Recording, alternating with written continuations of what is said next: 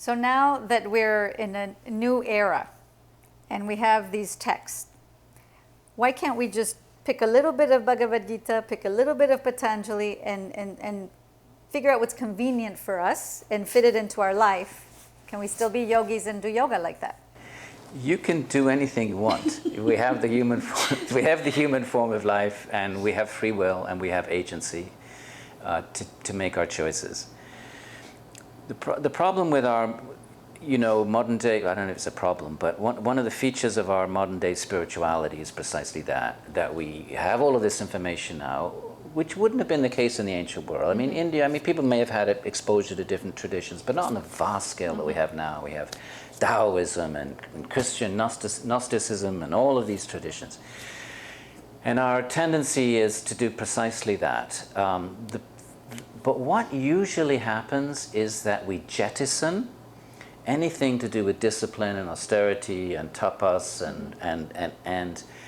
but yet when we consider these paths, they all have tapas. There has to be discipline. I mean, it's the first thing in Kriya Yoga. The first word in chapter 2 is tapas. Then svadhyaya, then ishvara pranidhana. So there has to be discipline. And the problem with picking and choosing, just following the dictates of our own mind, is our mind is going to then pick and choose whatever is convenient and not arduous. And so we put together this sort of spiritual melange, and maybe we become a little sattvic, but we're never going to get deep, it seems to me, the deep profound truths of any of these traditions unless we go deep. And the idea of a tradition is that we accept something beyond our own minds and the fickle choosing of our own mind. Oh, I like this and I like that, and I don't like brahmacharya, we'll toss that out, I'll chant Om. And it creates confusion also because if there's one way, there's a reason for maybe that path. Maybe Patanjali had a reason for the order of tapas, svadhyaya, ishvara pranidhana. Sure. Maybe there's an order. And then if we start picking and maybe changing the order, or maybe, right. I don't know. But if we do that, under whose auspices are we doing it? We're doing it under the auspices of our minds. So we're back in the state of the mind, which is what causes us all the suffering. And why do we take a spiritual path in the first place? Because we're suffering. Because we're suffering, we're mentally unhappy, and that's why we seek some kind of truth. We seek a spiritual path because we're suffering. It's the first noble truth of Buddhism, sarvam dukkam. It's only when we realize that we're suffering that we consider taking a spiritual path. And so the problem with trusting our own mind is that same mind is what has caused us so much, caused so many of our problems in the first place. The sensual mind that is looking to be gratified. Looking to be gratified. It's not looking to perform too much tapas if it can wiggle out of it. So accepting a tradition means to accept an authority that's beyond your own mind. So, so one chooses, obviously we read about the different traditions and we examine them, we apply our intellect and critical, analysis, and, we use logic and all of that. It's not that we blindly take some blind leap of faith. So we scrutinize a tradition, but at a certain point, typically in India, a person then, if we do want to go beyond our own mind and its fickle choices, is we accept the entirety, the whole package. We accept that we somehow have faith that this is a path that has been trod by many, many generations of seekers. We read the writings of those seekers. We look at their ethical behavior. We look at the examples and somehow we have faith that these are individuals that have transcended their minds and have attained some kind of a higher spiritual enlightenment.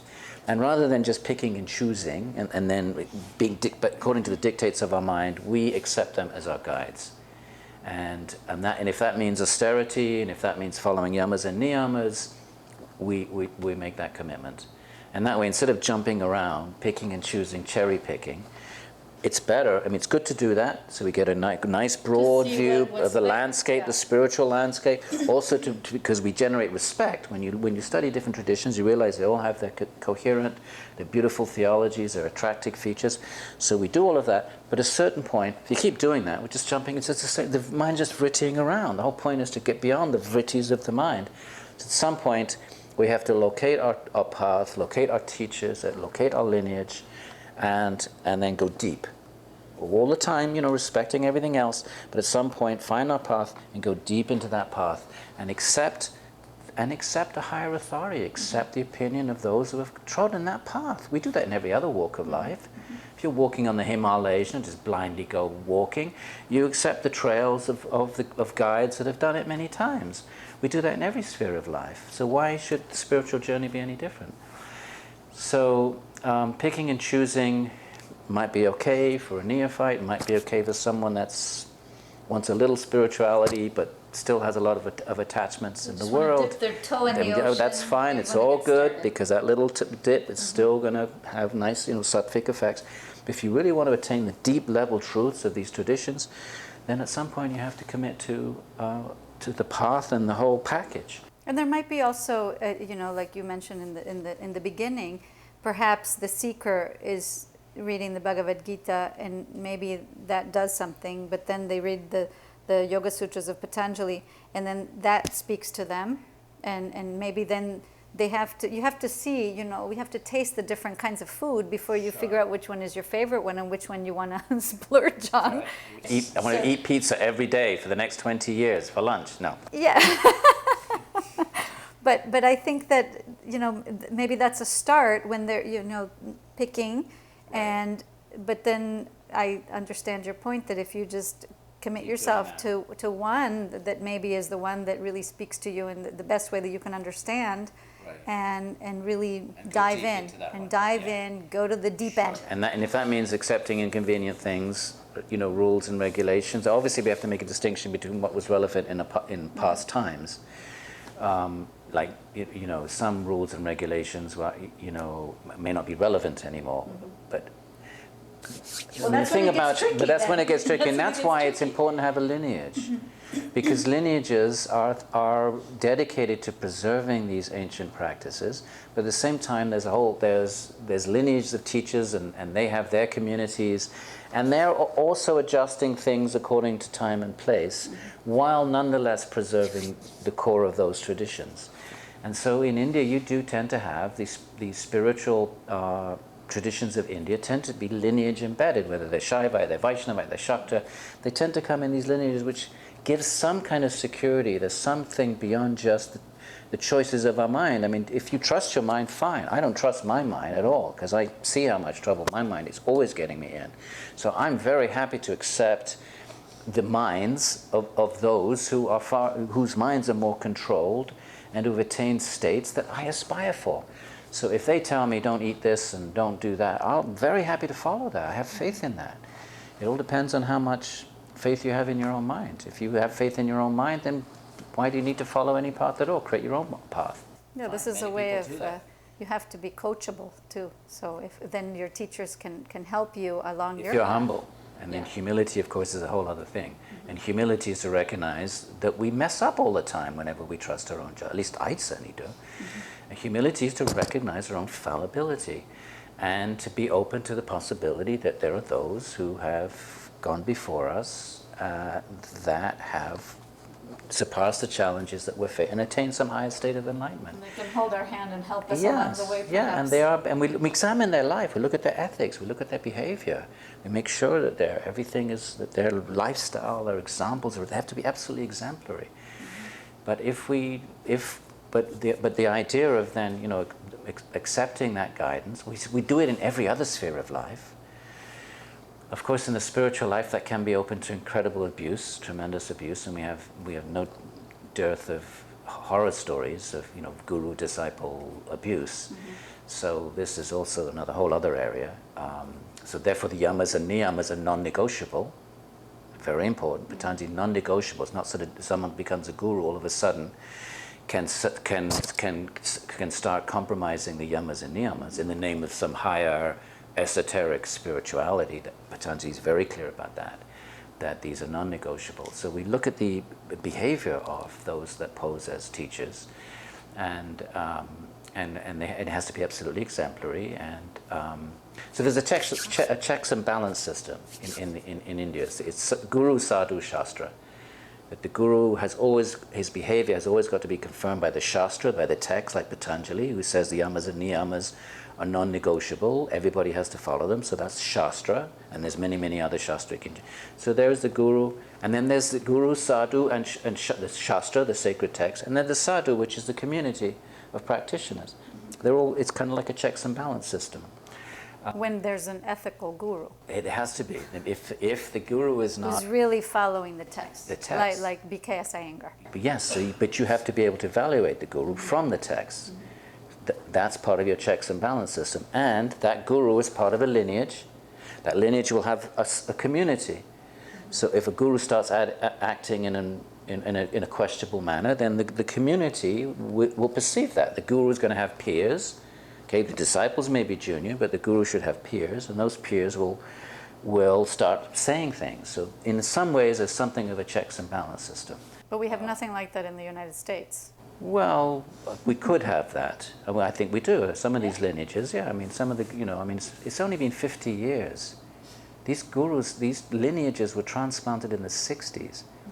Kashmir Shaivism with Muktananda, Gaudiya Vaishnavism with Bhaktivedanta Swami, Advaita Vedanta with a number of different gurus. That's 50 years is nothing.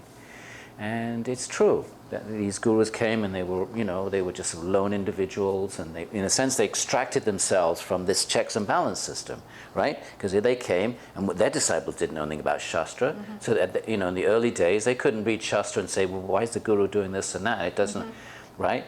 But now, after 50 years, we're much more informed consumers. We're informed consumers. We have access to the texts. There are communities. Even when the gurus, even some of the fallen gurus, have still left communities that are still, That's true. That's a good point. I never thought about that. It's true. But it is a tricky business. But anyway, to go back to the main point is, do you trust your own mind to pick and choose? Or if you don't trust your own mind, and if you recognize, which is humility and honesty, by the way, humility, honesty, knowledge are three that more or less the same thing. Because if you're humble, you're being honest, and if you're being honest, then you're aware of one's own limitations and avidya and ragas and dveshas and kleshas. Then you seek help from beyond that, and so and then if you seek help from beyond that, then you locate something that you trust as a text, a guru, whatever it is, and then and then rather than picking and choosing, which is the nature of the mind, which is raga dvesha, which is the nature of the mind when it's under the kleshas, which is like, dislike, pick this, not that, pick this, not that. That's the klish, attachment, aversion. That's the klishta mind, the mind of the kleshas. You want to get out of that. Then at some point you have to say, okay, well, I've examined various paths. My samskaras in this life resonate with this path. I'm going to go deep in this. At some point you go deep, because otherwise we're just surface level. We might become more sattvic, and we die. Next birth might be a little bit more sattvic, but we're not going to become enlightened. So maybe the more intense practitioners will really go and dive more deeply into some of these practices, and the more mild practitioners maybe will, kind of just stay at the not go into the ocean, but just kind of stay on the outside. Coffee and just, hot just one little foot, but the real ones are going to go and. I think so. Patanjali says, and there's a verse in the Yoga Sutras, that it's near for those who are intense, and then, how does he say it? And then for those, he says there's intense, middling, and light. And even in the middle, intense and light, then there's the intense. Exactly. So. And part of that intensity, I think what I'm trying to say is, at some point we need to go beyond the raga dveshas of our own mind, and that means not picking it. At a certain point, we stop picking and choosing, and we surrender to a tradition that is time tested, that's been around, that has had generations of practitioners who have all verified the results, as in any even science is like that. It gets handed down, and we will find in almost all of these traditions, with a few exceptions, but almost all, tapas, discipline, is fundamental. And that, whether it's fasting, whether it's celibacy, or all of these things, but it means to start to control the body and the urges of the body. and the urges of the mind. And at some point there has to be a yatna. There has to be an effort to do that. An effort to, if we want to go beyond the body-mind, it's obvious. It's so obvious. If we were trying to get to a state beyond body-mind, at some point we have to start controlling the body and mind. I mean, that's fairly, there's nothing startling about that. And that means tapas. It sounds really easy. It does, yes. But you know, it's like you know, like anything else. When you do it, when you give up those attachments, like giving up possessions. All of a sudden, it's a relief. You think, why didn't I do that before? I was clinging onto these things, and it was causing me anxiety, and I had to maintain them and worry about them. And you give them up, it's such a relief. Then you're It's free. the same with desires, because they never satisfied us in the first place. That's the Maya. The Maya is we think, oh, they make me happy, but they just made us suffer. We just don't know anything else, so we cling on to them. You want some chocolate? Take my chocolate.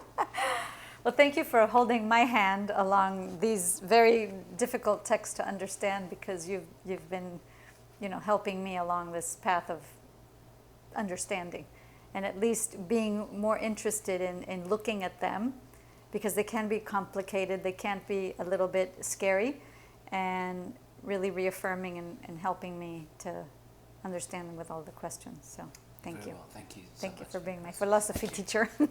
Why do we take a spiritual path in the first place? Because we're suffering. Because we're suffering, we're mentally unhappy, and that's why we seek some kind of truth. We seek a spiritual path because we're suffering. It's the first noble truth of Buddhism, sarvam dukkham. It's only when we realize that we're suffering that we consider taking a spiritual path. And so the problem with trusting our own mind is that same mind is what has caused us so much, you know, caused so many of our problems in the first place. The sensual mind that is looking to be it's gratified. looking to be gratified. It's not looking to perform too much tapas if it can get out, if it can wiggle out of it. So accepting a tradition means to accept an authority that's beyond your own mind. So, you know, so one chooses, obviously we read about the different traditions, and we examine them, we apply our intellect and critical, you know, analysis, and you know, we use logic and all of that. It's not that we blindly take some blind leap of faith. So we scrutinize a tradition, but at a certain point, typically in India, a person then, if we do want to go beyond our own mind and its fickle choices, is we accept the entirety, the whole package.